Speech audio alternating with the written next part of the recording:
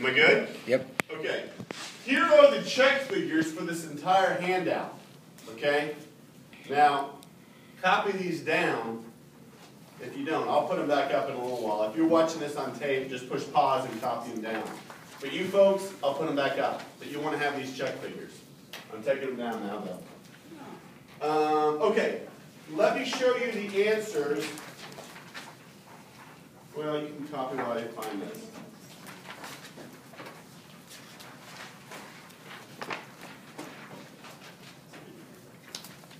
I'll put it back up for you guys. Here are the answers to the first 5. As a matter of fact, I can put both of them on at once. Is that enough? Amazing or what? Okay? Here are the answers to 1 through 5. Now, I don't want you just to put numbers. Okay? I don't want there just to be numbers.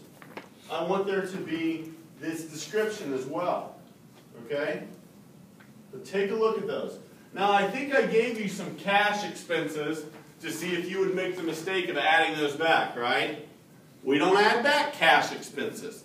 Cash expenses were deducted in arriving at net income, and we like it that way. But non-cash expenses, which were deducted in arriving at net income, we want to add those back to negate their effect altogether. Cool? So you would add rent expense?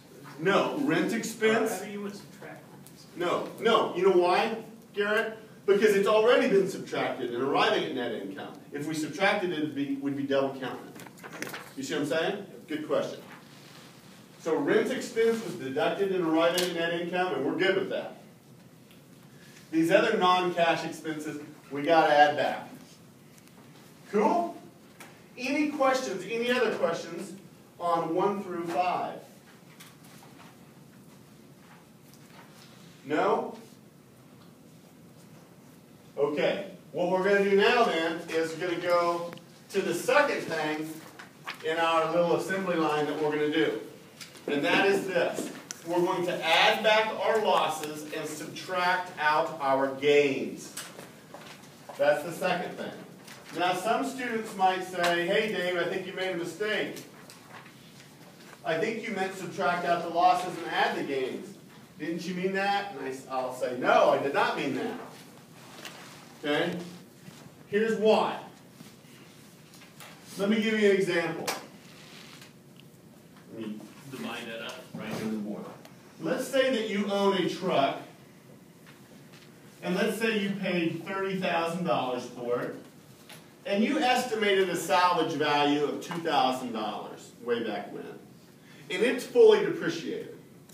So the accumulated depreciation on that truck is $28,000. So the book value of that truck, we only depreciate that down to where the book value equals the salvage value. Remember that? So it's fully depreciated. It has a book value of $2,000. The truck cost of $30,000 minus accumulated depreciation of $28,000. Okay? Now let's say you're driving that truck on the highway, and all of a sudden you hear some horrible sounds come from the truck, and it won't drive anymore, and you pull it off on the side of the road. And you're like, this is not good. I have a bad feeling. Well, you have it towed to a mechanic, and they take your number, and they call you a little later, and they start up the conversation like this. I hate to be the bearer of bad news. Have you ever had a call from a mechanic that starts out that way? Yep. It sucks, doesn't it? Okay. I hate to be the bearer of bad news, but your truck has a lot of trouble. It's in bad shape. And they go through the list, and you say, okay, how much would it cost to fix this thing or get it driving again? And they say, more than you want to pay. Right? And you go, this isn't worth it. You don't pump this much money into an old truck, right? It'd just be like a 90-year-old woman getting Botox or something. That wouldn't make any sense, would it? Doesn't make any sense, okay? So you don't put this sort of money into an old truck. What do you do with a truck that won't drive anymore? Dump it. You burn it. You burn it. Just drive it into a lake. Right? No. What, you give it away or you take it to the junkyard or something. But you don't get any money for it. Let's say you give it to charity. I've done that before. Okay? So you give it away and you don't get any cash in return, do you? Now, how do we make this journal entry? How do we make this journal entry on our books? Well, we have to credit truck for $30,000. Right? And we have to debit accumulated depreciation for $28,000. We're taking those amounts off the books, right? Truck is a debit balance account, so we have to credit it to get it off.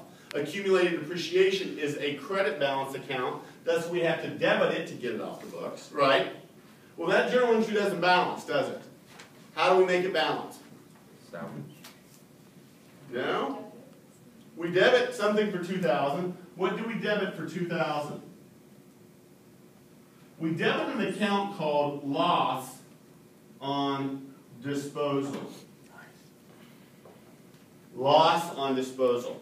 Now, we talked about gain and loss accounts in Chapter 10 in Accounting 1. It was at the end of the semester when you were all probably tired, right?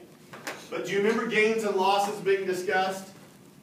A loss is kind of like an expense, and a gain is kind of like a revenue. But we kind of put it in its own line item. You with me? So in this case, we probably had somewhere down here, it was like loss on disposal.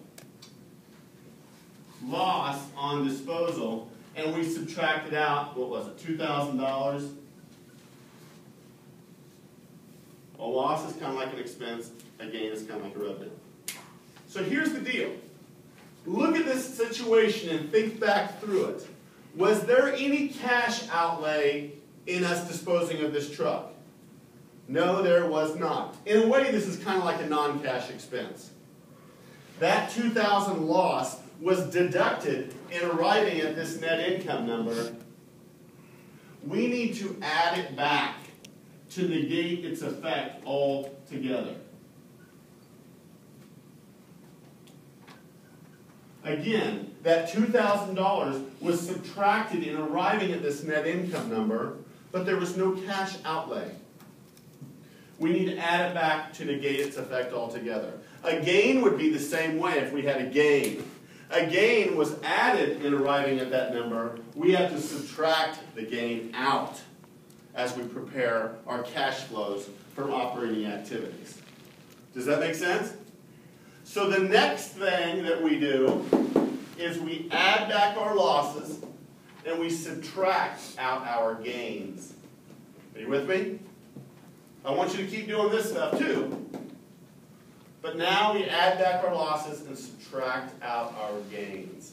And we do it just like I showed you here. So now what I want you to do is go back to that handout and I want you to do numbers 6 through 10. Just 6 through 10. You don't have the handout? Are we still getting our test back today? We'll get there. Okay? You can pause now.